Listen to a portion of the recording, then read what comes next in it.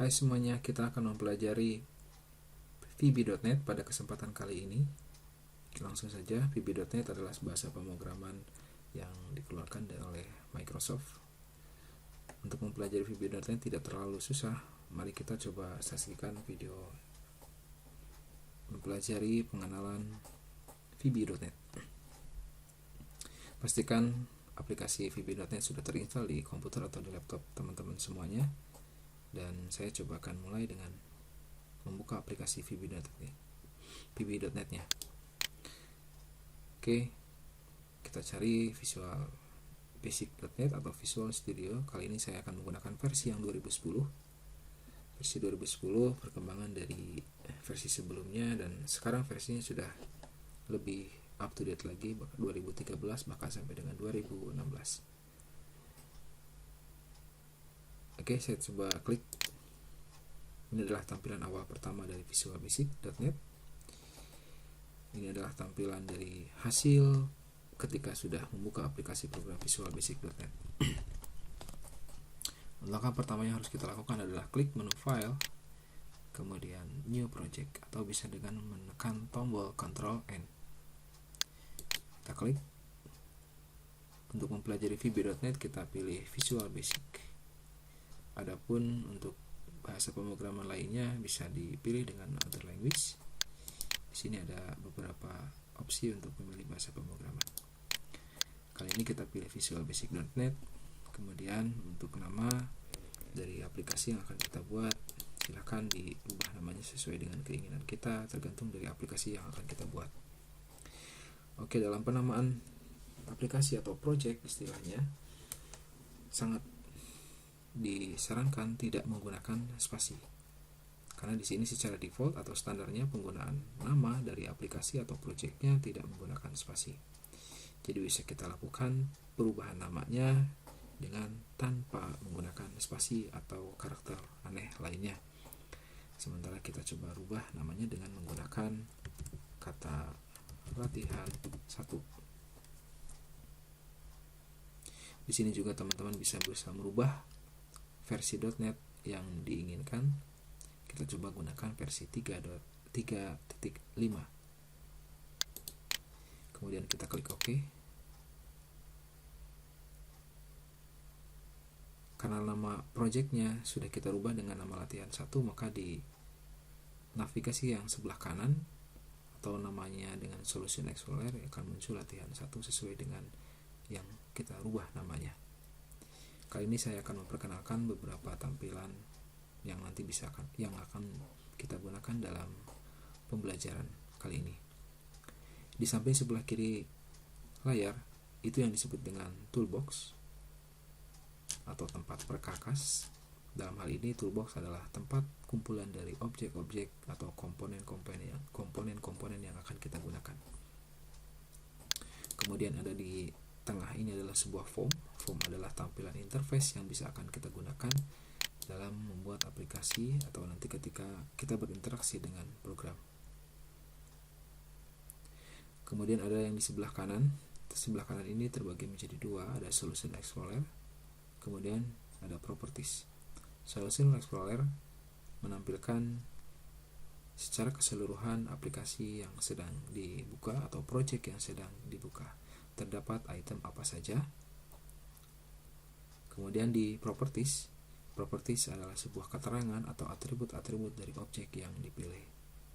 Kalau saya klik ini form 1 atau memilih form 1 dengan klik, dan sudah terlihat ada icon yang ngeblok dari formnya, maka properties yang aktif adalah properties dari form 1. Atribut atau properties maksudnya adalah sebuah keterangan-keterangan yang ada pada form 1.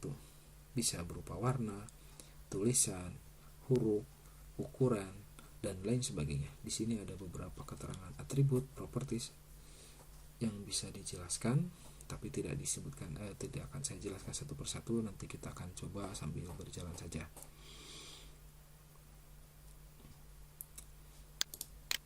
Ini tampilan yang pertama untuk form. Bisa kita resize, ukurannya bisa ditarik sesuai dengan keinginan kita. Oke, pada aplikasi pertama yang akan kita gunakan adalah satu buah button. Cara menampilkan atau menambahkan button ke dalam form bisa dengan cara double klik. Oke. Atau bisa juga dengan cara diklik satu kali kemudian diarahkan ke form. Drag kemudian dilepas atau drop. Oke, seperti ini. Tentunya saya harus, supaya nanti lebih teratur, saya coba simpan satu buah button saja. Untuk yang button 2 saya delete. Dan yang akan kita gunakan adalah button 1. Button 1 tentunya akan saya rubah namanya sesuai dengan keinginan kita. Sebagai contoh saya buat nama proses. Tentunya saya harus klik dulu buttonnya, kemudian lihat properties button di sini, dan kita bisa merubah atribut-atribut yang ada di sini atau properties yang ada di sini dengan nilai yang kita inginkan. Contoh yang akan saya rubah adalah nama button 1 ini akan saya rubah menjadi bacaan proses. Berarti saya harus merubah namanya di properties text. Ini dia properties text, namanya button 1. Saya rubah menjadi proses. Kemudian tekan enter. Secara tampilan tombol ini adalah sebuah proses, tombol proses. Tetapi secara nama dari fungsi button ini adalah button 1. Untuk merubahnya kita bisa dengan memberikan nilai pada properties name. Ini ada di atas name. Usahakan untuk penamaan dari button ini atau name dari objek ini tidak menggunakan spasi. Saya rubah contohnya dengan btn, saya singkat proses, kemudian tekan enter. Jadi nama objek ini atau komponen ini sudah bukan button 1 lagi, melainkan menjadi btn proses, button proses maksudnya. Lalu instruksi apa yang nanti akan bisa kita tampilkan pada tombol proses ini, itu tergantung keinginan kita akan menampilkan sebuah pesan atau instruksi lainnya yang akan bisa kita olah. Sebagai contoh yang pertama, kita akan menampilkan sebuah pesan ketika kita menekan tombol proses ini. Langkah yang harus kita lakukan adalah kita bisa memberikan rumus, kode atau sintak pada tombol ini dengan cara double klik atau klik 2 kali pada tombol proses ini. Oke, ketika kita menekan tombol 2 kali pada tombol proses, maka dia akan diarahkan ke text editor seperti ini.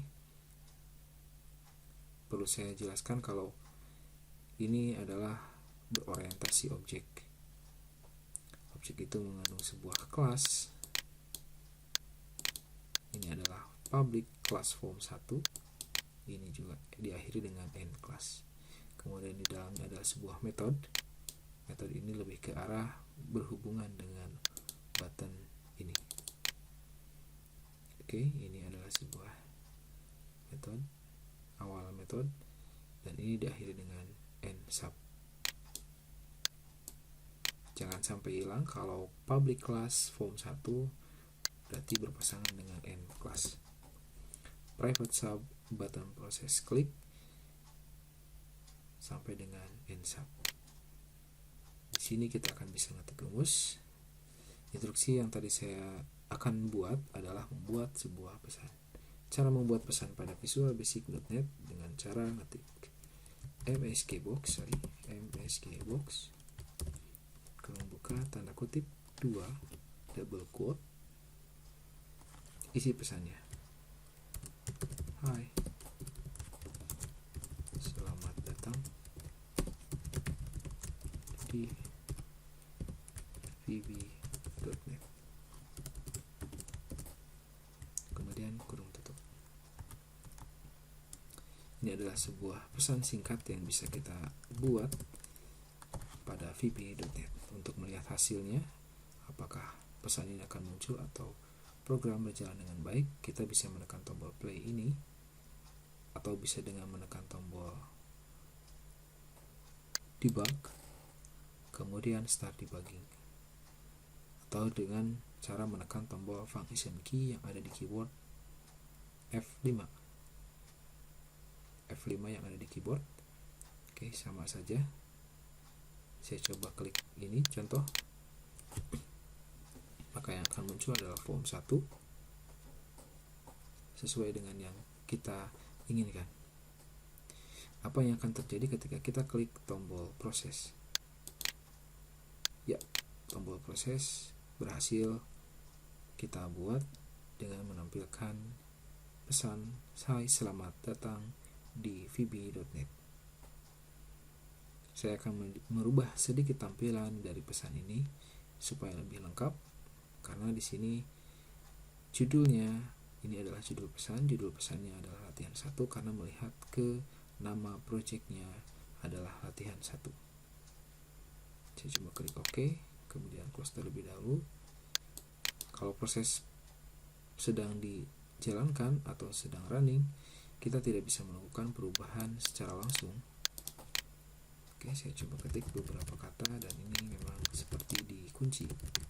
Artinya karena program sedang berjalan. Untuk itu kita harus melakukan stop, bisa dengan klik close yang seperti ini, atau menekan close atau end stop debugging pada toolbar di atas.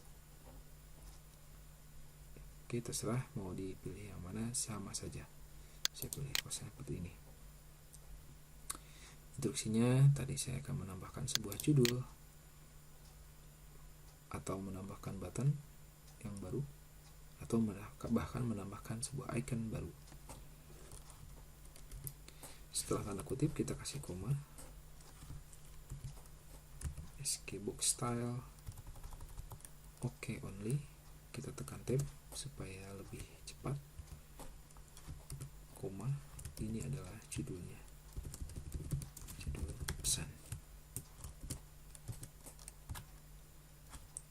Saya tekan F5 lagi atau menekan tombol play. Saya tekan tombol proses dan judulnya sudah berubah sesuai dengan yang kita inputkan.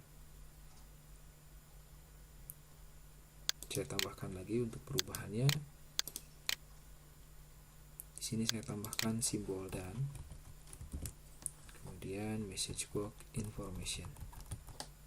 Tekan tab. Kita lihat hasilnya dengan cara menekan tombol F5.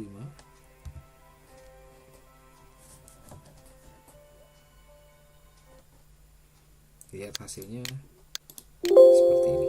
Ada simbol tanda seru tapi seperti huruf I karena kita menambahkan icon information. Jenis pesan juga bisa disesuaikan tergantung dari isi pesannya, apakah itu tanda tanya, apakah itu informasi, apakah itu peringatan, atau sebuah larangan atau error.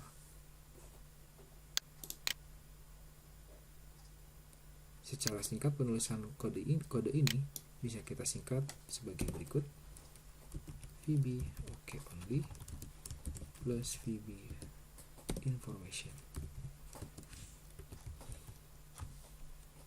Tentunya hasilnya akan menampilkan hasil yang sama.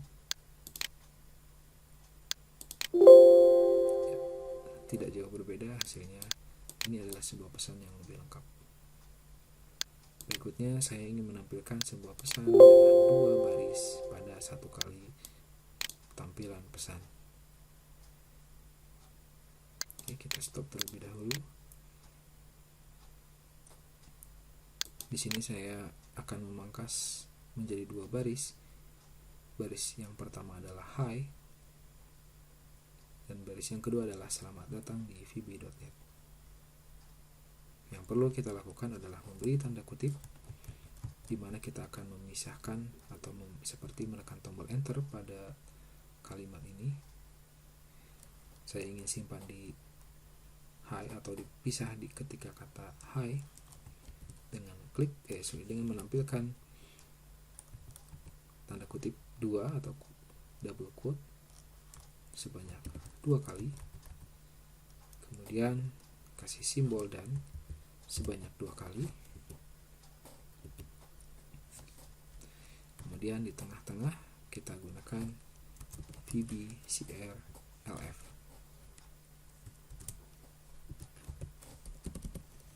Sorry ya, ini dia, hapus hilang simbolannya. Nah, seperti ini.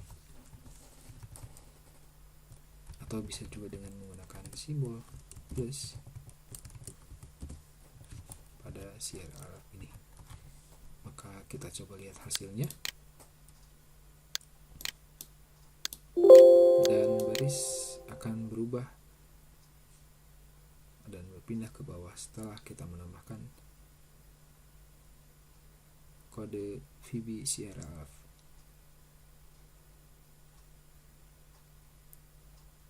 Itu mungkin latihan yang pertama yang akan kita lanjut lagi untuk kegiatan video yang lainnya. Terima kasih sudah menonton.